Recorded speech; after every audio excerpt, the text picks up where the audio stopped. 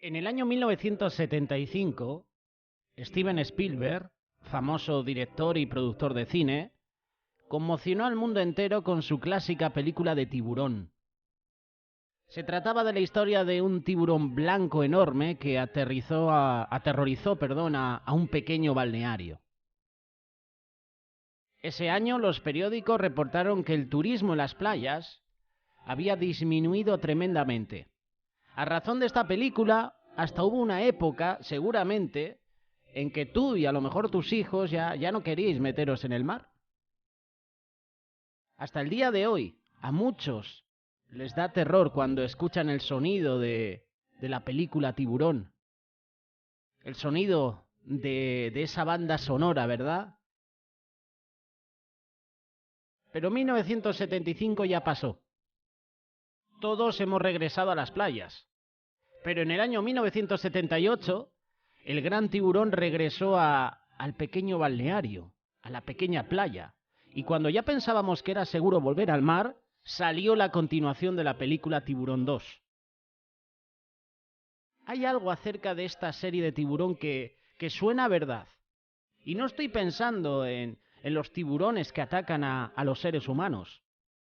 Estoy pensando en el tema de que cuando ya pensabas que estabas segura, que todo te estaba yendo bien, viene un desastre. Algo pasa en tu vida. ¿Recuerdas los capítulos 1 y 2 de Nehemías? Personaje que en días anteriores hemos estado presentándote en el espacio Aprendiendo de. Todo le estaba yendo de maravilla. El rey había bendecido su proyecto, había proveído los suministros necesarios, la gente lo había apoyado, había comenzado a trabajar con entusiasmo. De hecho, en la serie anterior de personajes bíblicos hablábamos que Nehemías, cuando se entera que el pueblo está en aflicción, cuando se entera que Jerusalén había sido destruida, que estaban incendiadas las puertas, empieza a llorar y empieza a clamar a Dios. El pasaje anterior que mencionábamos de Nehemías, confirmábamos que Nehemías era una persona de oración. Y qué importante es que nosotros también seamos personas de oración. No vamos a hablarte de la oración, pero vamos a hablarte de la oposición, que suena parecido, pero no lo es. Tiene un significado diferente.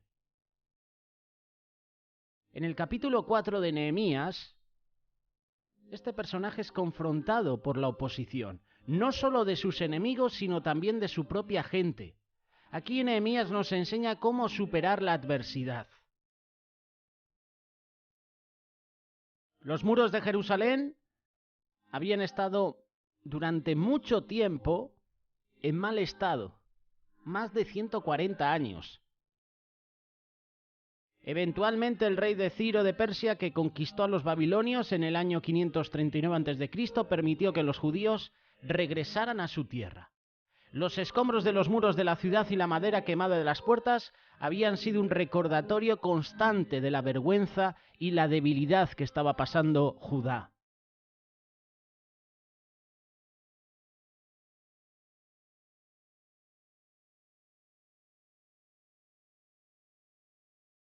Cuando los judíos trataron de reconstruir los muros durante el reinado de Artajerjes, los vecinos protestaron, así que el rey ordenó que los judíos pararan la obra.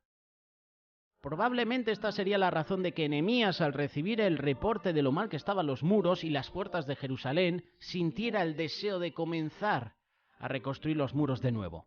Nehemías no alentó a la gente a que confiara en sí misma para hacer el trabajo, no. Más bien Nehemías les dijo que Dios ya había actuado a su favor. Con estas buenas noticias ellos aceptaron la invitación de construir los muros de la ciudad.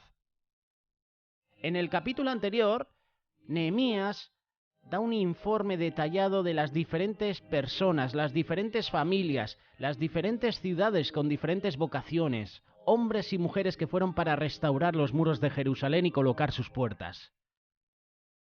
Era un equipo de trabajo aparentemente diverso, pero que tenía un propósito en común. Cada uno hizo su parte. La obra fue terminada. Siglos después, Jesús invitó a un grupo más diverso todavía que incluía, entre otras cosas, la gran tarea de reconstruir a Israel espiritualmente. Los 12 discípulos constaban mayormente de pescadores, recaudadores de impuestos, y a los que los discípulos de Jesús aumentaban en número, cuando iban creciendo, el nivel de diversidad también aumentaba. Tenían muy poco en común, excepto a Jesús mismo. Él era suficiente. A través de estos primeros creyentes, la iglesia comenzó a edificarse. El apóstol Pablo se refiere a la iglesia como el cuerpo de Cristo. El cuerpo está formado de muchas partes, mientras que cada parte es diferente, cada parte es importante. Cada creyente tiene diferentes dones espirituales, pero el cuerpo está completo. Solo cuando uno de ellos está presente para compartir esos dones, cada creyente tiene una función, y la misión de la iglesia se perfecciona cuando cada uno es fiel en cumplir su función. La iglesia es el lugar donde todos son alguien. No hay lugar en la iglesia, o no debería haber lugar en la iglesia para la discriminación, el prejuicio. Quiero hablarte de la oposición. El enemigo se burla. La gente ora. El ánimo regresa. Esto estaba sucediendo en tiempos de Nehemías. Nehemías capítulo 4, versículo 1. Cuando Sanbalat supo que estábamos reconstruyendo las murallas, se puso furioso y se burló de nosotros. Luego fue a hablar con sus compañeros y con el ejército de Samaria y les dijo: estos pobres judíos, ¿qué creen que están haciendo?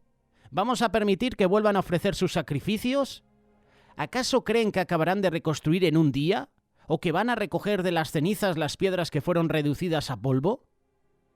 A su lado estaba Tobías el amonita, quien decía: la muralla que están reconstruyendo, con el solo peso de una zorra, se vendrá abajo. Entonces Nehemías ora al Señor: Dios nuestro, escucha cómo nos menosprecian, haz que su menosprecio recaiga sobre ellos, que sean el botín de quienes se los lleven cautivos. No pases por alto su maldad ni perdones su pecado. Hemos reconstruido la muralla hasta la mitad de su altura, casi hemos terminado la obra porque tu pueblo tiene ánimo para restaurarla. La oposición es casi siempre causada por el éxito, no por el fracaso. Lo primero que tú y yo debemos saber es que si estamos tratando de hacer algo que vale la pena y la gente se está oponiendo, es porque estamos logrando algo bueno. Debemos sentirnos motivados por eso. ¿Por qué se opone la gente al éxito de otros? ¿Por qué no nos sentimos contentos cuando otra persona está teniendo éxito?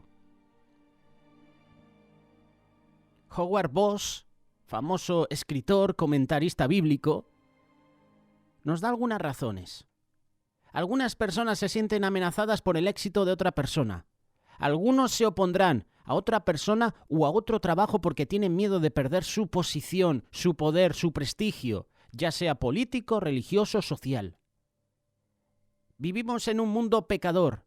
Muy poca gente es desinteresada, solo piensa en sí misma. Así que si a una persona la promueven otra vez su prestigio o posición, si ven que eso puede disminuir, entonces se oponen. Entonces una persona dice: no puedo perder lo que tengo. Esta persona está teniendo éxito, le va bien las cosas y es posible que me quite mi puesto. Esto es lo que estaba sucediendo con los oponentes de Nehemías. Sanbalat era el gobernador de Samaria, la región justo al norte de Judá. Es donde Jerusalén se encontraba. Y seguro que Sanbalat había tenido la esperanza de convertirse en el gobernador de Judá también. Pero la llegada de Nehemías malograba sus planes. Además, en los tiempos antiguos, varias de las rutas de mercadeo pasaban por Jerusalén, en camino a Egipto. También Persia, Arabia, Asia Menor. Sanbalat y Tobías percibían, y muy acertadamente, que si reconstruían Jerusalén, mucho de ese valioso mercadeo regresaría a Jerusalén y las provincias de ellos quedarían disminuidas. Cuando una persona tiene éxito, otra razón es que hay celos. Algunas veces la oposición surge no porque haya una amenaza contra una persona, sino simplemente por celos o envidia. A veces un trabajador criticará a un colega por el solo hecho de que su colega está haciendo mejor trabajo o está trabajando más duro. Una mujer puede criticar a otra mujer simplemente porque la otra es más atractiva o demuestra mayor inteligencia o es más exitosa en su trabajo. La gente desconfía de las motivaciones de aquellos contra los cuales se está oponiendo. Y estas fueron también una de las razones verbales que Sanbalat y Tobías usaron para oponerse a Nehemías. Ellos acusaron a los judíos de querer fortificar a Jerusalén para rebelarse contra Persia. Satanás se opone siempre a nosotros. Todas las dificultades de Nehemías son oposiciones de Satanás. Satanás solo necesitaba explotar los problemas que ya existían. Es muy fácil que la gente de Dios culpe a Satanás de todas sus calamidades, pero la verdad es que Satanás generalmente no necesita inventar problemas. Él simplemente explota o complica las condiciones. Satanás es un enemigo poderoso. Él hará todo lo posible por destruir el crecimiento espiritual de tu vida, de mi vida, de la iglesia. La mejor forma de oponer algo que a ti no te gusta es de ridiculizarlo. Y eso es exactamente lo que Sanbalat y Tobías hicieron. El ridículo puede herir profundamente, causando desaliento, desánimo. ¿Te han ridiculizado alguna vez? ¿Te han humillado en público alguna vez? Es doloroso, ¿verdad? Es triste, desanima.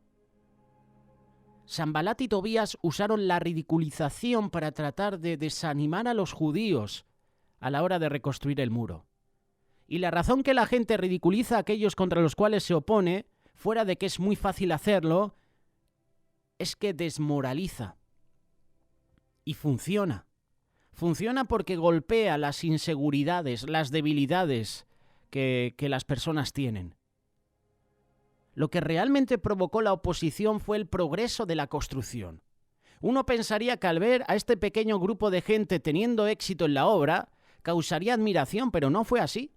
A decir verdad, el corazón de una persona criticona no aguanta cambios. Para él o para ella, un cambio significa una amenaza. En una organización, aquellos que más critican los cambios son aquellos que son los más inflexibles. Versículo 2, lo hemos leído hace unos minutos. Luego fue a hablar con sus compañeros y con el ejército de Samaria y les dijo: ¿y estos pobres judíos? ¿Qué creen que están haciendo? ¿Vamos a permitir que vuelvan a ofrecer sacrificios? ¿Acaso creen que acabarán de reconstruir en un día?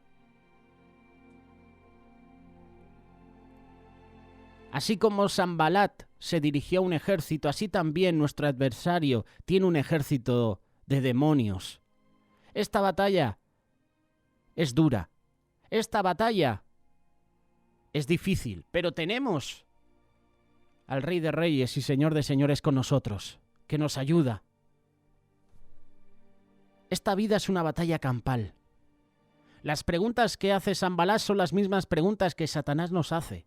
Todas estas preguntas lidian con el futuro. La gente criticona anda con gente criticona. Lo que dijo Tobías de que una simple zorra rompería el muro era un disparate. Los judíos no estaban reconstruyendo su propio muro. Dios quería reconstruir el muro de Jerusalén. Él había decidido usar a Nehemías como superintendente de construcción. Fue Dios quien comisionó el trabajo y fue Él también el dueño del producto final. Es ahí que la oposición se quita los guantes y la verdadera batalla comienza. Nosotros como Nehemías tenemos un enemigo que se opone a nosotros con astucia, con poder. Generalmente la persona que critica, que murmura, mira las situaciones del punto de vista humano. Mis paredes, mis planes, mi comodidad, mis arreglos, pero no se le ocurre pensar que ella podría estar criticando el proyecto de Dios. La gente que mira la vida del punto de vista humano tiene problemas con proyectos que requieren pasos gigantescos de fe. Nosotros, a lo mejor como líderes cristianos, necesitamos preguntarnos, ¿estoy buscando a Dios para que me dé visión y dirección? ¿O estoy haciendo las cosas a mi manera? Nehemías decía, Dios, escucha cómo nos menosprecian, haz que su menosprecio recaiga sobre ellos. Antes de que Nehemías dijera una sola palabra a sus críticos, él habló con su Dios. Él se negó a contraatacar, aun cuando otros podían haberlo alentado a hacerlo. Y luego se enfocó en la obra, persistió. Los que murmuran entre nosotros, los criticones, desmoralizan. En cambio, los líderes alientan, animan, restauran. Cuando los adversarios les hablaron, los trabajadores lo escucharon y se desmoralizaron, pero su líder dio un paso al frente y dijo, miremos esto a la manera de Dios, sigamos trabajando. No hay nada más que le moleste al adversario o al que critica que ver que su negativismo no entorpece el progreso de algo bueno. Nada lo frustra más que ver que renovamos nuestras fuerzas en el Señor para persistir. La oposición al ministerio de Jesús también siguió el mismo molde. Al principio los líderes religiosos y los nacionales estaban ansiosos de escuchar a Jesús, de presenciar sus milagros. Sin embargo, al poco tiempo se dieron cuenta que Jesús representaba una amenaza a toda su estructura de poder, a su propio plan político. Cuanto más recibía la gente con los brazos abiertos a Jesús, más se oponían a él.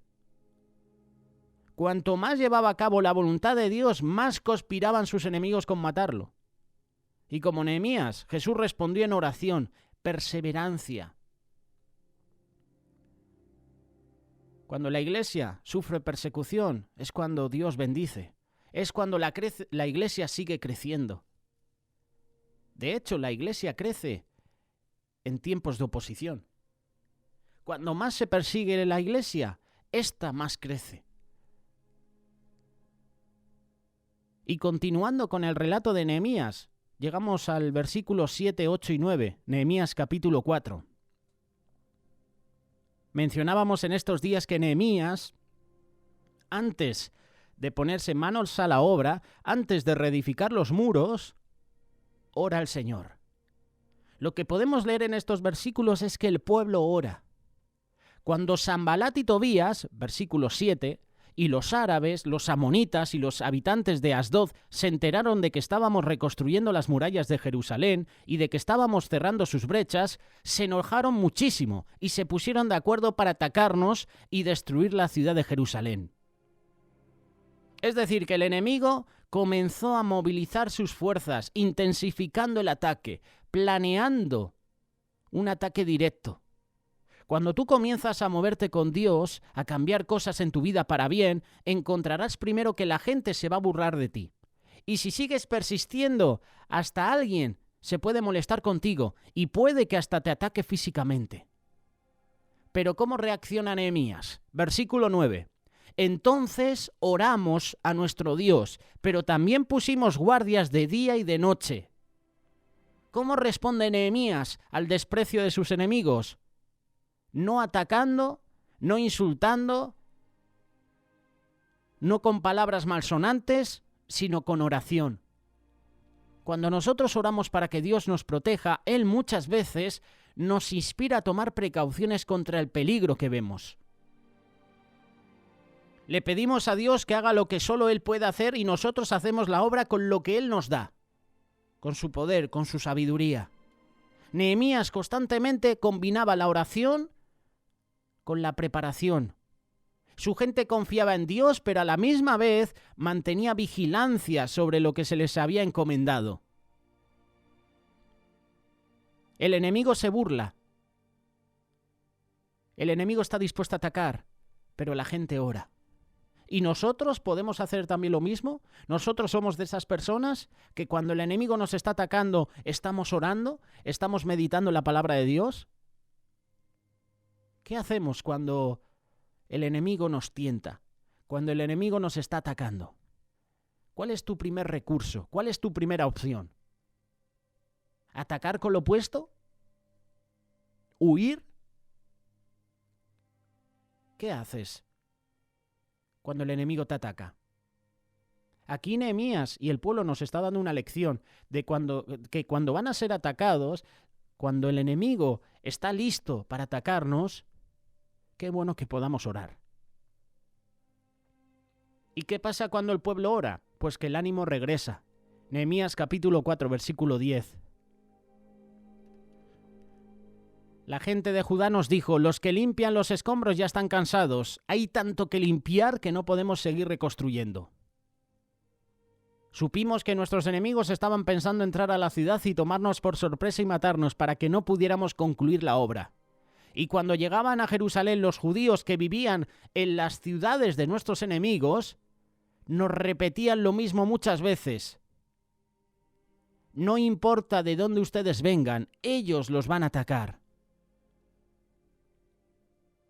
Todo el mundo se enfrenta a épocas de desaliento, especialmente cuando las voces de derrota culpan nuestras intenciones. Aquellas voces pueden ser las nuestras o la de las otras personas. No podrás hacer esto, te estás equivocando. ¿Para qué vas a seguir orando al Señor por este tema, por este asunto? Es un caso perdido.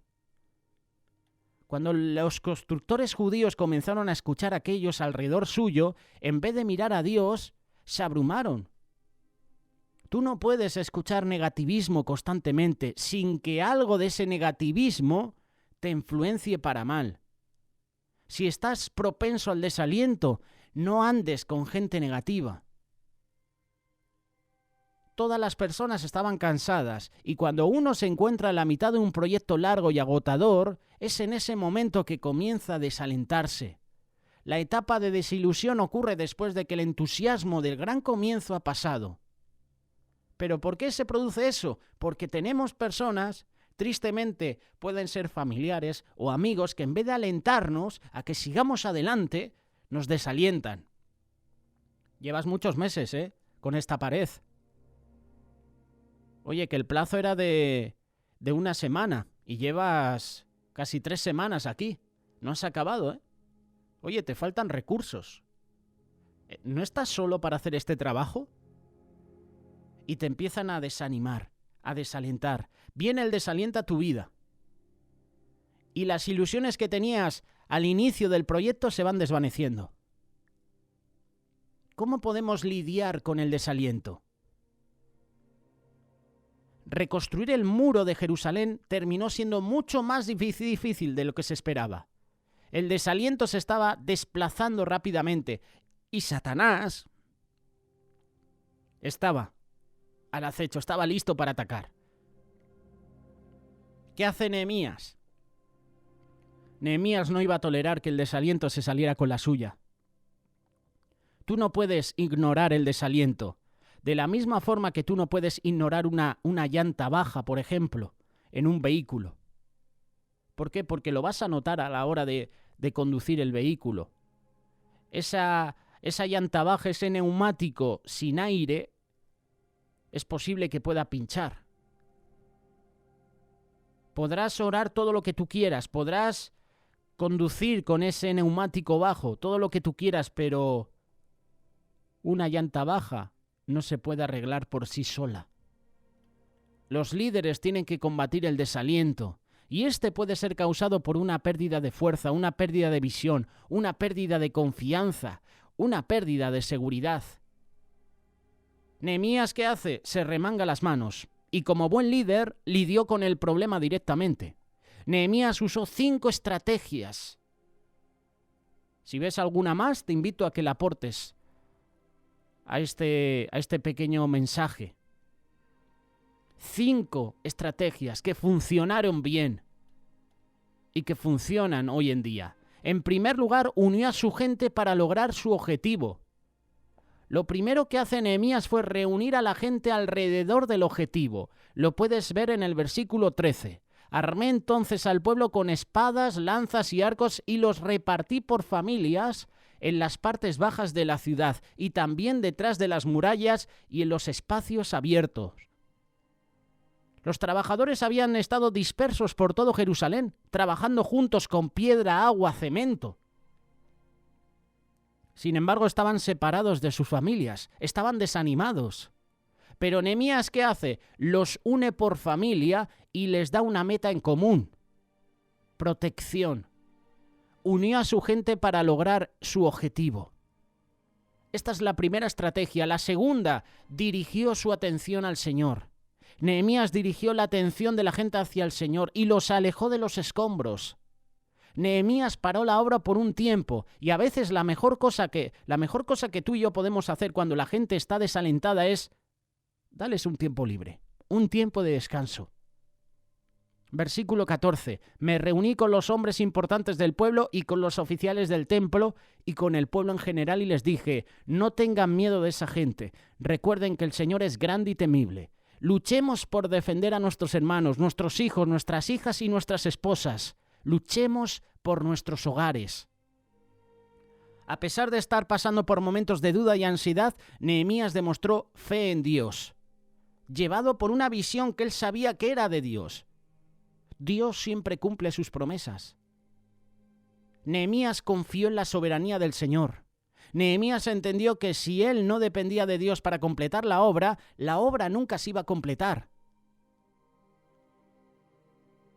Nehemías aquí nos está dando una lección, que la verdadera fe requiere acción práctica. Recuerden que el Señor es grande y temible. ¿Cómo podemos acordarnos del Señor tú y yo? Leyendo, meditando en su palabra, memorizando versículos de la Biblia para aplicarlas en el mismo momento en los que lo necesitemos. Cuando el diablo ataca, tú debes de estar listo para contraatacar con la palabra, como hizo Jesús. Escrito está. Si te enfocas en el enemigo y en sus amenazas, tendrás miedo. Mayor es el que está ustedes que el que está en el mundo. Primera carta de Juan, capítulo 4, verso 4. Recuerda que el Señor es quien te va a llevar a la victoria, es quien está contigo. Por eso, medita, ora, escudriña la palabra. Otra estrategia que usó Nehemías: mantuvo un buen equilibrio entre la fe y la acción. Una vez que Nehemías reenfocó la atención de la gente al Señor y a la obra, reorientó su manera de pensar, los exhortó a que reanudaran la construcción del muro. Pero la exhortación no descartaba que tenían que estar también en alerta. Con una mano trabajaban en la reconstrucción del muro y en la otra mano tenían la espada, para estar en alerta. Si venían, dejaban rápidamente la construcción y se dedicaban a pelear. De esta manera, Nehemías también los alienta. Cuarta estrategia: Nehemías designó un punto de reunión. Estableció un lugar de reunión. Un punto de reunión es un lugar efectivo, pero también puede ser un fundamento. La trompeta establecería el lugar. Versículo 19. La obra es muy grande y extensa y nosotros estamos muy separados unos de otros a lo largo de toda la muralla. Por eso, cuando oigan el toque de la trompeta, corran a reunirse con nosotros, que nuestro Dios peleará por nosotros. Nehemías supervisaba la construcción del muro, pero también se daba cuenta que los judíos estaban vulnerables al ataque de los enemigos en cualquier momento. Así que tenía la trompeta a su lado. Cuando la gente escuchara la trompeta, debían correr a donde Nehemías estaba. Es decir, que Nehemías provee un lugar de reunión para la gente y los alienta a que siempre estuvieran listos para enfrentarse a la amenaza. Él reconocía que cada uno de ellos estaba trabajando muy lejos del otro y que ese aislamiento podía tener efectos negativos. Así que instituyó una contraseña, como diríamos hoy en día, para que todos se pudieran reunir rápidamente. El sonido de la trompeta traería a todos en la ciudad al lugar donde se les necesitaba.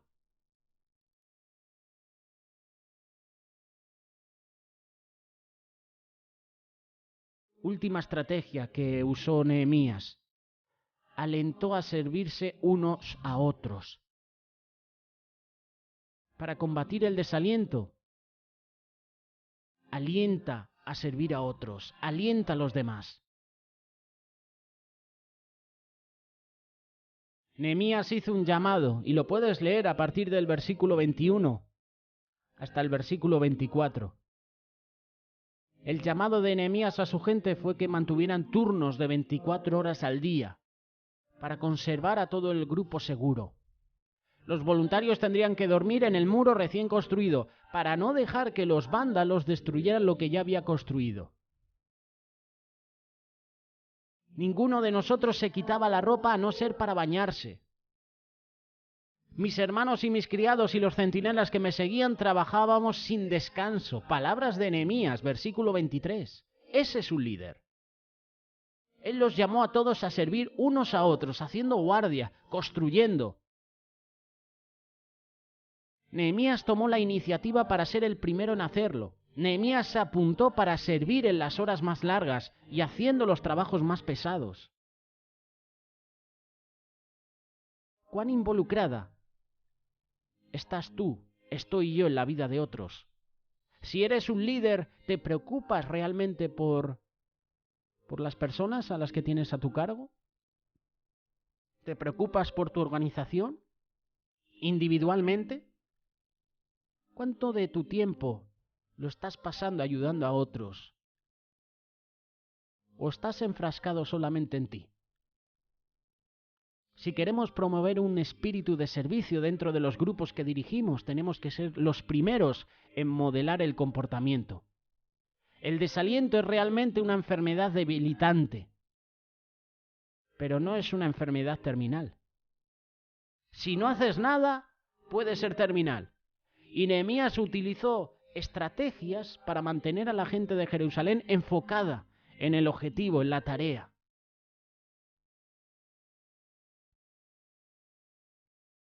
Este mismo modelo también lo vemos en otros libros de la Biblia. Noemí estaba amargada y desalentada por la muerte de su marido, por la muerte de sus hijos, y dijo, Ruth capítulo 1, verso 20, ya no me llamen Noemí, llámenme Mara. Ciertamente grande es la amargura que me ha hecho vivir el Todopoderoso. ¿Pero qué hace Dios? Alienta y cuida a Noemí por medio de la bella y fiel amistad de su hija política, Ruth. David y Jonatán fueron fieles el uno al otro para el resto de sus vidas. ¿Tienes a alguien que venga a tu lado cuando la vida se vuelva dura? Cuando los días se ven negros, ¿tienes a alguien en quien apoyarte? ¿Tienes personas que te van a animar? ¿Hay síntomas de desaliento en tu vida, en tu familia, en tu ministerio, en tu iglesia? Recuerda estas estrategias de Nehemías. Aunque Nehemías es la figura principal del libro que lleva su nombre, la tarea de reconstruir los muros de Jerusalén no fue solo suya. Tomó el esfuerzo colectivo de todos los exiliados y trabajaron juntos, restauraron muros rotos, limpiaron los escombros, realinearon los cimientos, trajeron nuevos materiales. Nunca es fácil y nunca se puede hacer solo. Siempre se debe hacer con personas, siempre se debe hacer en comunidad. Cada persona contribuyó significativamente a la restauración del muro. Se requirió fe, disposición, deseo de superar el desaliento. Trabajaron juntos, todos, y la obra se realizó. Otra vez Nehemías, otra vez el pueblo nos da una lección. Trabaja en equipo. Trabaja codo con codo, hombro con hombro, mano con mano, con la persona con la que estás todo el día trabajando. Mejor son dos que uno, porque si uno cae, el otro lo levantará. Hoy hemos hablado de la oposición que sufrió Nehemías, que sufrió el pueblo de Israel a la hora de reconstruir los muros. Siempre que emprendas algo para el Señor, vas a encontrar oposición. Y qué bueno que eso suceda, porque significa que estás haciendo las cosas bien. Y recuerda que la batalla no es tuya. Dios pelea nuestras batallas. Dios está con nosotros. Aférrate a Él.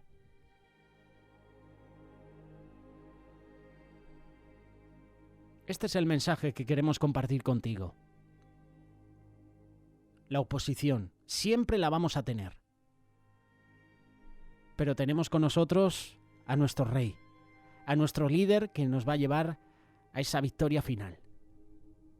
Trabaja para el Señor, trabaja en equipo, pero siempre con tu mirada puesta en el Señor.